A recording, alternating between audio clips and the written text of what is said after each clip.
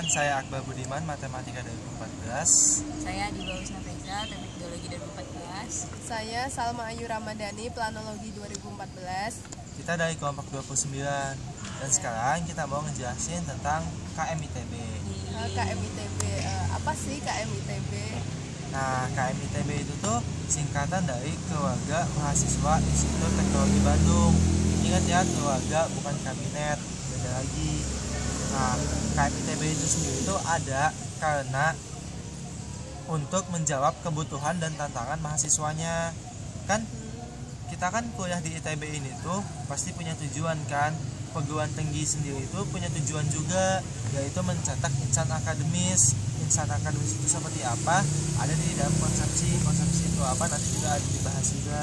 Nah, untuk membentuk hal seperti itu, tujuan seperti itu pasti ada tantangannya. Makanya dibentuklah KMITB untuk menjawab tantangan itu semua. Nah, KMITB itu sendiri pasti punya 3 arah gerak. Yang pertama yaitu sebagai wadah pengembangan diri, yang kedua sebagai mewujudkan karya nyata mahasiswanya, dan ketiga sebagai wadah pemenuhan kebutuhan primer mahasiswanya. Kebutuhan primernya itu apa aja? Ada 3 juga, yaitu pendidikan, kesejahteraan, dan aktualisasi diri. Nah, banyak kan manfaatnya, makanya untuk mencapai manfaat tersebut butuh sistemnya. Sistem KMITB itu seperti apa? Nah, sistem KMITB ini sudah digambarkan dalam organigram. Di sini KMITB ada 6 organ. Nih, yang paling atas ada kongres, terus tim beasiswa, kabinet, sama MWAWM. Terus di bawahnya ada HMJ sama UKM. Nih, aku jelasin dulu ya. Kongres itu, tahu nggak kongres itu apa? Kayak lembaga legislatif gitu kan. Ya, legislatif dan yudikatif di KMITB. Kemudian kabinetnya itu sebagai lembaga eksekutifnya. Terus ini ada tim beasiswa, itu kayak lembaga yang menyalurkan informasi-informasi beasiswa kepada mahasiswa. Sedangkan MWAWM atau kepanjangan dari Majelis Wali Amanat Wakil Mahasiswa merupakan penghubung antara mahasiswa dengan rektorat. Kemudian HMJ itu apa sih kepanjangannya? Himpunan Mahasiswa Jurusan. Oh iya, Himpunan Mahasiswa Jurusan merupakan organisasi mahasiswa dari keilmuan yang sama. Sedangkan UKM, apa itu UKM? Unit Kegiatan Mahasiswa. Nah, unit kegiatan mahasiswa ini organisasinya berdasarkan minat atau hobi yang sama. Benar nggak? Ya, benar. Nah, terus itu ada garis-garisnya apaan tuh? Nah, ini kan ada garis-garisnya nih. Ada garis yang putus-putus sama ada garis yang lurus. Nah, kalau yang garis putus-putus ini adalah jalur komando, sedangkan garis yang lurus adalah jalur aspirasi. Nah, karena tadi yang saya bilang kongres itu adalah pemegang kedaulatan tertinggi di KMITB, jadi dia memegang 3 jalur komando, yaitu ke MWAWM langsung, ke kabinet langsung, dan ke tim beasiswa. Tapi bedanya, ini 3-tiganya beda kan ya? Ada bedanya nih. Bedanya apa sih? Nah, yang di MWAWM dan kabinet itu adalah K1. K1 itu adalah jalur komando penuh. Sedangkan yang K2 adalah jalur kontrol yang memperhatikan sosial dan mengenyampingkan isu politis. Nah, sekarang ini kan ada lagi nih yang beda garisnya nih. Nah, yang garis 1 2 3 4, yang garis 5 ini adalah jalur aspirasi. Jalur aspirasi juga ada 3 macam.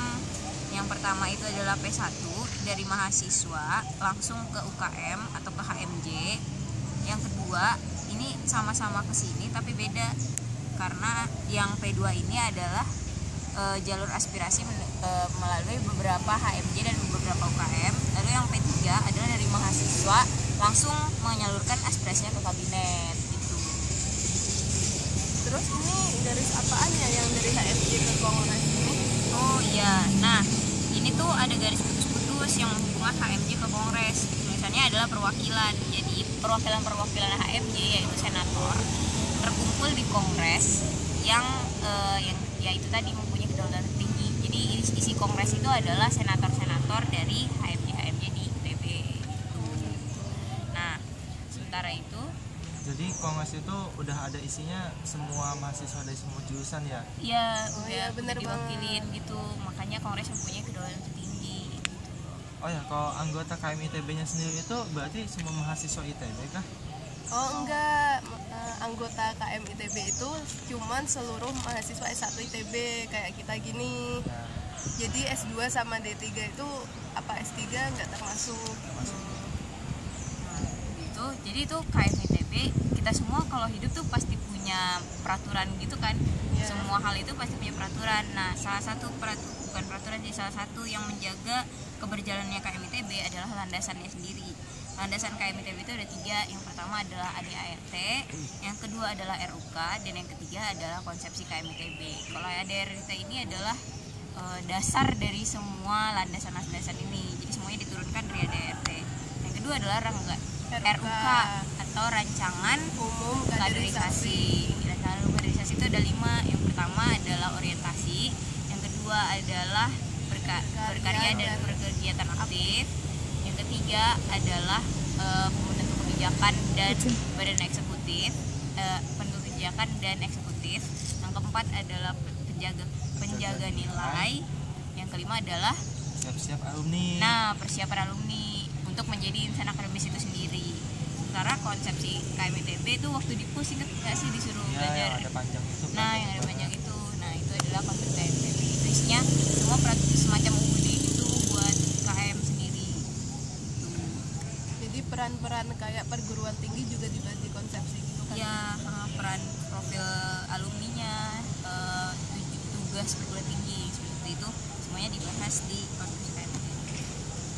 Tapi ada yang keren tuh, kayak ada yang menarik tuh kayak di konsepsi, yaitu tentang 7 budaya kampus. Oh iya, benar. Jadi KM ITB ini tuh punya keinginan untuk membudidayakan 7 hal kepada mahasiswanya.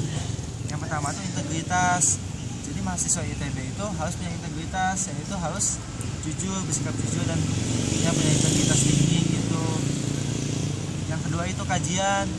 Kajian contohnya gimana ya berarti? Terus mengkaji sesuatu biar jadi lebih baik gitu. Ya, mungkin kayak misalkan himpunan-himpunan mengkaji tentang kedisiplinan ilmunya Ya. untuk bisa memanfaatkannya gitu. Terus ketiga, peduli lingkungan. Kenapa kita harus peduli lingkungan? Karena kita sebagai mahasiswa yang punya ilmu lebih tuh harus bisa bermanfaat bagi lingkungan sekitar. Benar banget. Terus keempat, apresiasi. Mungkin kita juga udah sering kan ikutan pada wisuda kayak gituan, sampai wisuda 3 kali itu selalu dirayain dan rame terus. Terus kelima, yang berkarya. Karena berpikir kritis dan solutif, karena kita sebagai mahasiswa itu punya 2 peran penting, yaitu menganalisis masalah dan menemukan solusinya. Sama yang terakhir yaitu berhimpun. Tadi berhimpun kita berarti ada wadah di mana aja tuh? Ada di HMJ, himpunan, UKM. UKM, Dan banyak lagi. kabinet Ya, juga ada sih. masih banyak ya berarti itu himpunan. Jadi kita udah menerapkan ya 7 budaya kampus itu. Dan 7 budaya kampus ini salah satu gunanya adalah untuk mencapai tujuan KM ITB tadi, yaitu Ya, mencapai memenuhi kebutuhan dasar mahasiswa tadi. Ternyata banyak ya perannya dari mahasiswa kita sendiri sebagai KM ITB. ya.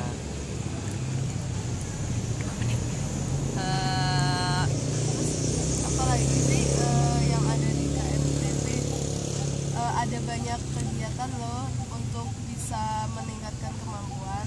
Iya, banyak banget. Mulai dari kepanitiaan terpusat atau acara-acara lainnya. Dari kepanitiaan terpusat juga udah banyak dan udah banyak acaranya dan bisa mengembangkan macam-macam aja. Kayak misalkan yang suka olahraga bisa ikutan KM, terus yang KM Olimpiade. Olimpiade. Yang mau belajar politik juga bisa ikutan pemila tuh. Iya, benar. Rame juga kan. Terus yang pengen tahu cara-cara kaderisasi di ITB tuh bisa ikut OSKM Ya, terutama pastinya. SKM yang merupakan acara kaderisasi terbesar di kampus kita ini. Iya. Dan yang pertama lagi ya buat mahasiswa baru langsung ikut kaderisasi awal. Dan satu lagi yang nggak salah juga itu adalah wisuda sebenarnya. Wisuda itu salah satu penerapan budaya kampus kan, apresiasi, dan itu seru banget kan tiap wisuda tuh pasti Iya. sangat heboh. Pasti banyak perform gitu. Oke. Mungkin dari kita segitu aja Iya. yang ingin disampaikan. Pasti masih banyak lah kalau tentang KM ITB. Ya, terima kasih sudah berdiskusi bersama kami. Ya, Saya Salma. saya Diba. Saya Abai. Terima kasih. Terima kasih. Kami mohon undur diri. Sekian. Sekian. Dadah.